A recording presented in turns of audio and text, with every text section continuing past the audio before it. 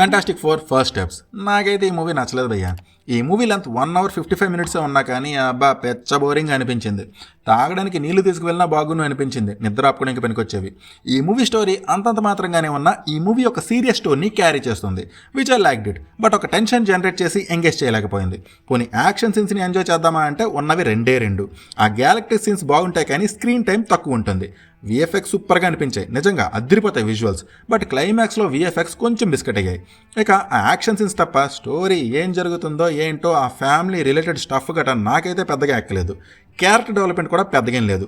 ఆ fantastic four క్యారెక్టర్స్లో ఏ ఒక్క క్యారెక్టర్ని కూడా ప్రాపర్గా ఎస్టాబ్లిష్ చేయలేదు. అలానే ఫోర్స్ఫుల్లీ మూవీలోకి ఫ్యామిలీ ఎమోషన్స్ని ఇరికిద్దామని చూశారు, అవి నాకైతే పెద్దగా నచ్చలే. ఆ సిల్వర్ సర్ఫర్ క్యారెక్టర్ రైటింగ్ అయితే టూ లేజీగా అనిపించింది నాకు.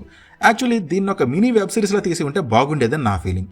ఈ మూవీ డీటెయిల్ రివ్యూని ఛానల్లో అప్లోడ్ చేశా అండ్ ఈ షార్ట్ రిలేటెడ్ ఐటమ్స్లో కూడా యాడ్ చేశా. Please do watch it.